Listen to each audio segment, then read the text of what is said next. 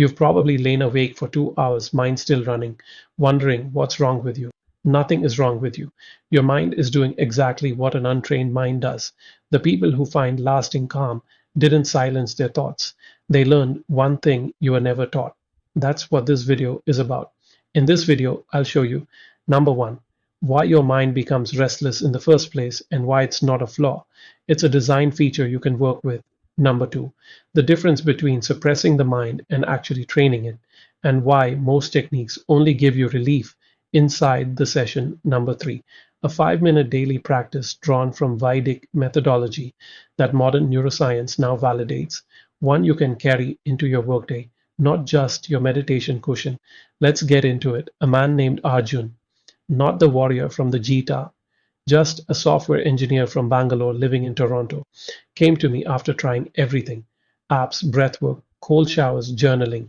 He told me, I've been lying down for 2 hours and my mind still won't stop. He wasn't broken, he wasn't weak. He had just been handed tools designed to manage a symptom, not address a cause.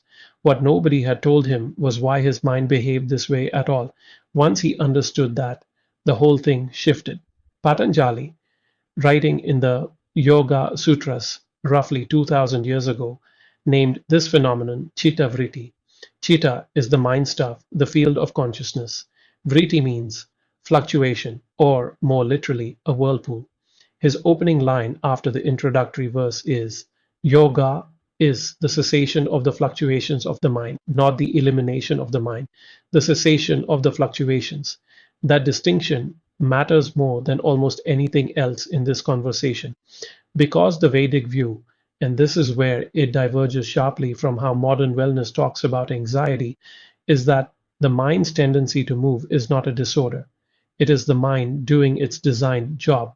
Prabhupada, commenting on the Bhagavad Gita, described the untrained mind as more difficult to control than the wind. Not because there's something wrong with wind. Wind moves. That's what wind does.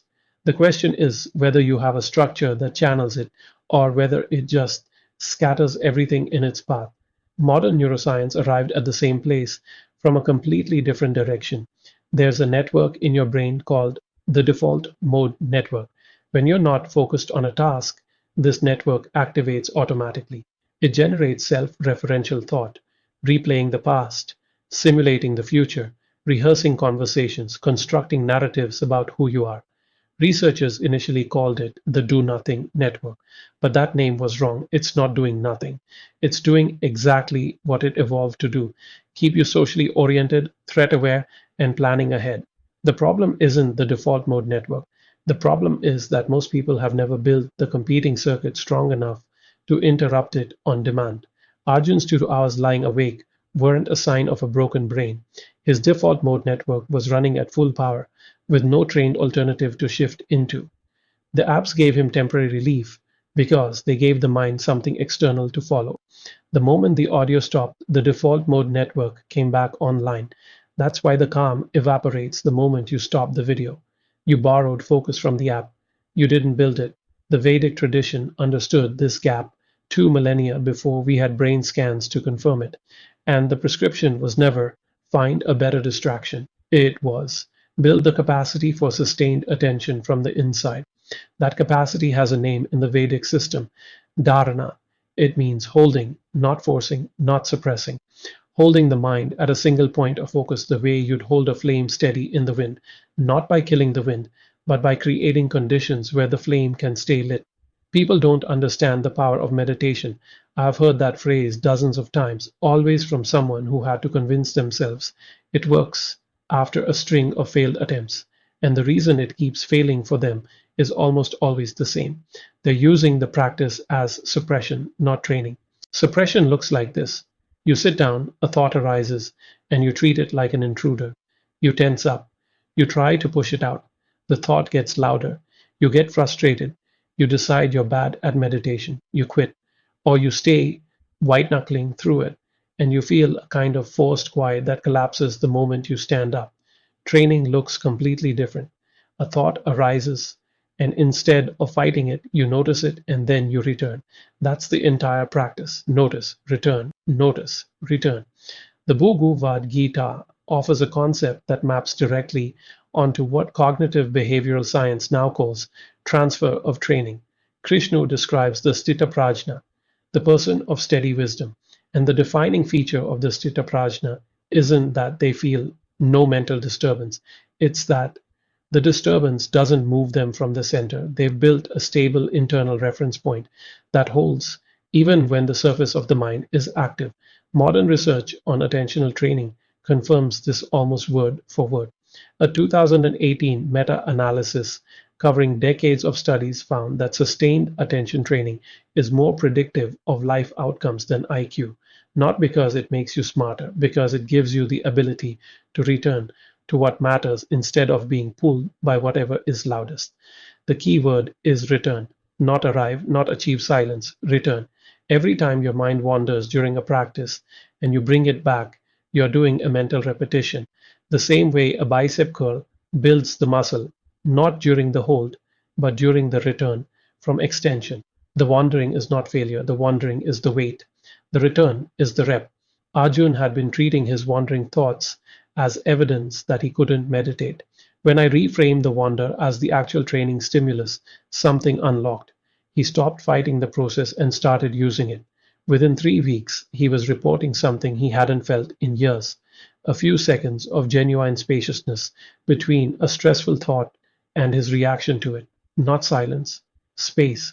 That space is what the Vedic tradition was pointing at all along, not a permanent state of blissful quiet, a trained capacity to return to center faster, more reliably, under real conditions, not just during a guided session, during a difficult meeting, during a conversation that goes sideways, during 2 a.m. when the thoughts start. The gap in almost every video on this topic is the same. They give you relief inside the session and leave you on your own the moment it ends. Comments on those videos prove it.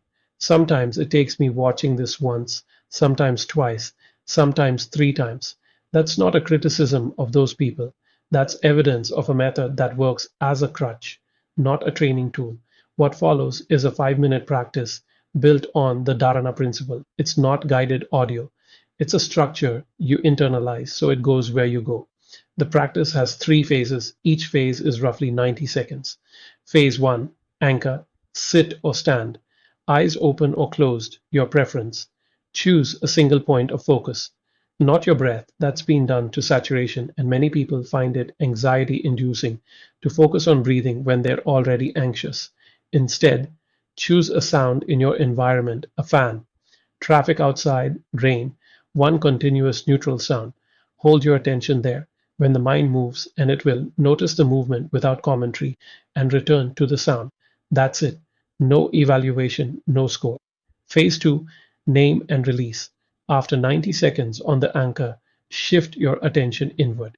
Whatever thought or feeling is most present, name it in one word. Planning, worry, replay. You're not analyzing it. You're labeling it the way a scientist labels a specimen before setting it aside.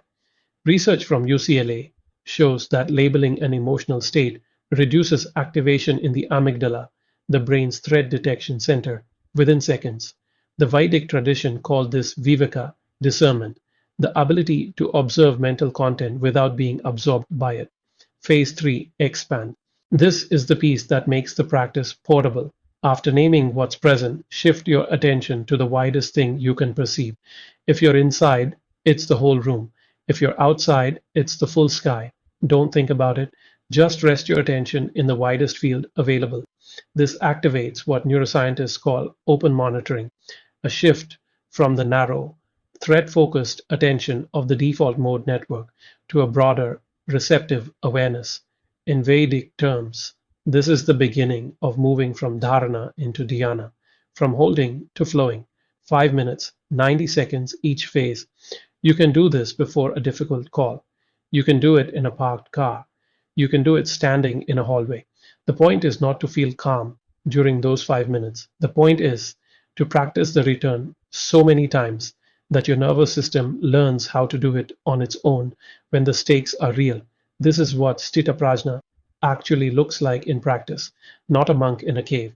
A person who, when anxiety is physically showing itself, sweating, tense muscles, clenched jaw, tight chest, has a trained circuit to return to, not a technique they heard about once, a path they've walked enough times to find in the dark.